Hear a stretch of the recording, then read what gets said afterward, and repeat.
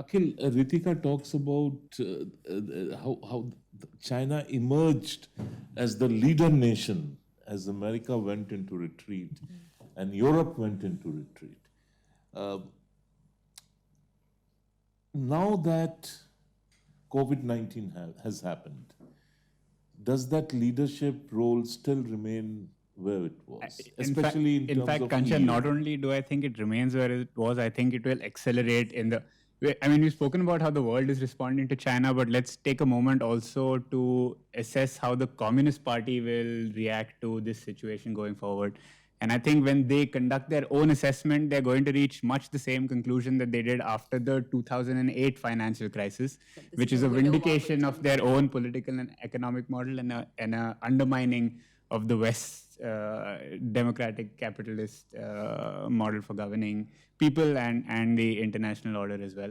And I think what you see happening in Europe, with more and more European countries looking to China for leadership and not the EU or the US, is indicative of that fact going forward. Like Ritika said, the Serbian president has been very vocal about his discontent with the EU. And he's said that we should now look to China as our primary partner. Italy has also, the foreign minister has repeatedly praised China's efforts in Wuhan to contain the virus. You see China providing public medical goods in Spain, in the Czech Republic, Oman. So I think you're going to see that process of claiming global leadership accelerate and not slow down. And I don't think, like many people here have said, I think the world is just too interdependent on China to make this about culpability or who do we hold accountable for COVID. I think China is going to be the first responder in many geographies, and I think it's going to accelerate its claim to global leadership. And that is where I think the point which Navdeep made, that if India can pull off the SAARC initiative, or if India can push G20 into acting without any loss of time. Actually, that's quite interesting. The two countries that have postured towards global leadership in this time are, in fact, China and India. China with its efforts to simply provide industrial goods to everyone, and India with SAARC and, like Ambassador Suri said, with the G20 also, which we'll be chairing next year. Except, Akhil, that while we've taken the initiative here, I don't think we've done ourselves much good by cutting down on our pharmaceuticals exports. Right. And that's really hurt. If there was one fast-growing segment of our export market, it was pharmaceuticals. Yes. It would have crossed $20 billion this year. And there's been a knee-jerk reaction, including shutting off supplies of some vitamins and other stuffs that have nothing to do with COVID. Yeah. And I think there's a real sense of... That's your former colleagues in action. Consternation from our markets, that how could you do this at this time? Yeah. That's your former colleagues in action. But I'll reserve judgment on that.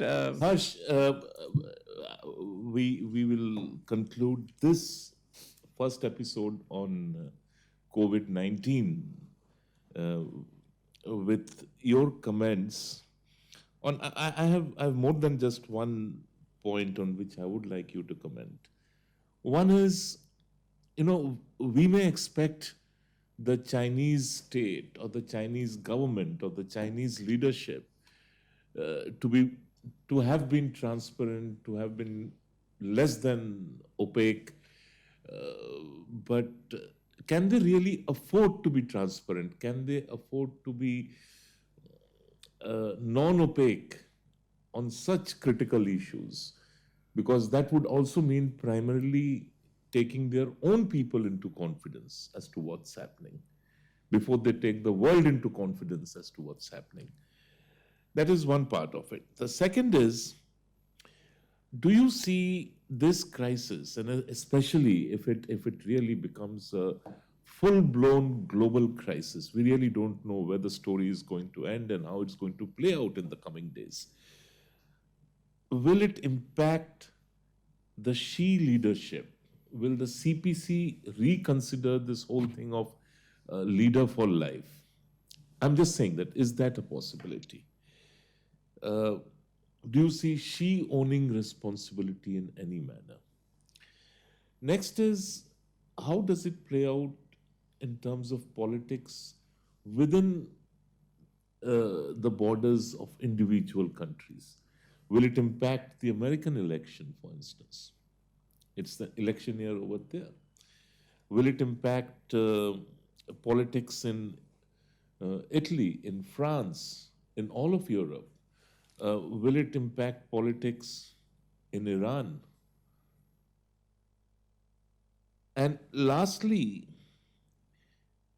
what is, I personally do not subscribe to any conspiracy theory, and I don't think this is the right time to allow your imagination to run riot, that it's all part of a big game.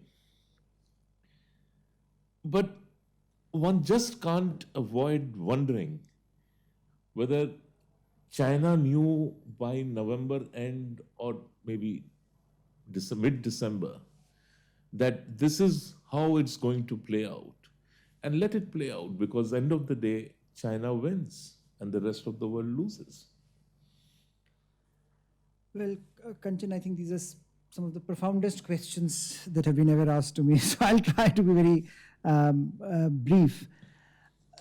I think the broader question, it seems to me, that you are asking, and which I think we have also talked about in the context of China for ages now, that whether China can be a standard liberal country, whether it can be a country that can be transparent in its dealings with the world. And this was the whole argument behind the liberal sort of policies that the West was following. Integration of China is good for the world because that would allow China to be transparent. It would allow China to be a responsible stakeholder in the international order, and therefore we should do more to bring China into the fold. And I think every evidence that we have so far is that it has not played out according to what we expected, the rule book. So clearly, when you look at this crisis today and you sort of map it out, you are left wondering whether whether we should, as you I think pointed out, whether we should expect China to behave like that. After all, the whole model, Chinese political model, is based on on this information asymmetry. It is based on the fact that that the political establishment, also CPC, wants to retain control of key nodes of information, and therefore that's the way they project their power over the Chinese people and increasingly over the world. So the more transparent they are, the more difficult it is for them to survive, and that is why you see this aggressive offensive now in claiming how China is now out there fighting it. Why, as Ambassador Suri pointed out, how this is not Chinese virus, this is a virus that has been brought from outside, how China is now projecting itself as a leader, because it is important for Xi to survive. Remember, in December and in January, we were talking about the vulnerability of Xi as a leader of China. We were, there were news reports about how he was very slow to come out in response.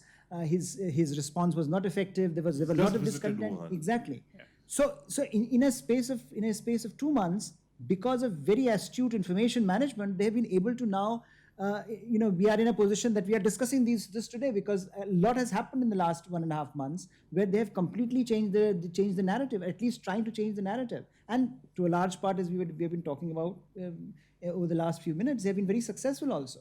So a large part of the world continues to believe in them, continues to believe in their ability to pull their chestnuts out of the fire. And that at the end of the day, if you compare China to the rest of the so-called developed world, China looks much more competent. So now you are in a sort of a phase where China looks, and the model that Xi and CPC are presenting looks more sustainable compared to what it looked in January and in December. So I think at the end of the day, it is a model that is and it is important for them to survive. That's a model. If that model goes, the whole CPC goes. Xi goes. I mean, you are talking of Xi as a leader. I think the whole model, the whole establishment goes. So clearly, for them, it's very important for their credibility. And you don't see that happening. I don't see that happening. Or even cracking. Not I think in the near future. I think unless you have a situation with the rest of the world, and we may see that. I think there is another issue here which is related to the larger factors of globalization, and I think that some changes are in the offing insofar as the larger trends in globalization are concerned. I think Trump has already started that. Yeah. We are going to see some consolidation of that happening. Even on pharmaceuticals, we are going to see a shift in the way supply chains are established. We are going to see some disruption, some shortening. So I think a lot of the debate that the West was happening in the West perhaps will go to the next level. But whether it destroys China completely... How does it impact politics within America? I think very substantively. I think Mr. Trump at one point was looking invulnerable, today. A lot of other things have happened. You have Joe Biden's candidacy is more or less secured, but I think Corona does something to the very body politic of America. If the perception continues that that Mr. Trump has not handled it well, then I think he gets on a very weak wicket, and he will be perceived as not being very effective, and that is not good for him at a very crucial But do you time. see that happening at this point of time? At this point, yes, I think there are serious questions about the way he has handled it. There are lots of questions being asked about his ability. So unless he could only have won by mobilizing his base and by keeping the Democrats vulnerable. And a last quick comment. But look, the election is almost 8 months away. Yeah. So at this, but So he's we asking don't at this know- point. Yes. We don't know how it's going to play out Yeah, over the so next 8 8 months, months. yeah. But a very quick comment, Harsh. Do you see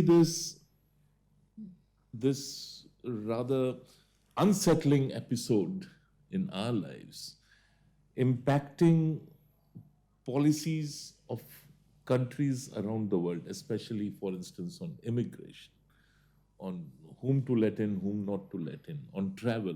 Do you see travel becoming increasingly less free than it was?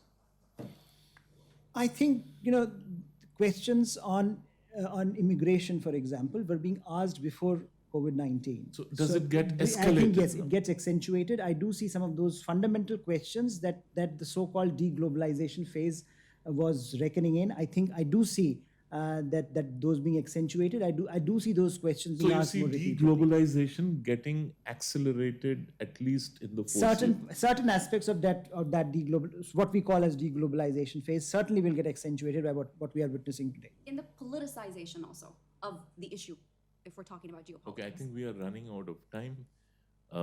Thank you, everybody, for being here, and thank you for watching this roundtable. We at ORF would request you to be safe during these times. There are some basic principles you need to follow.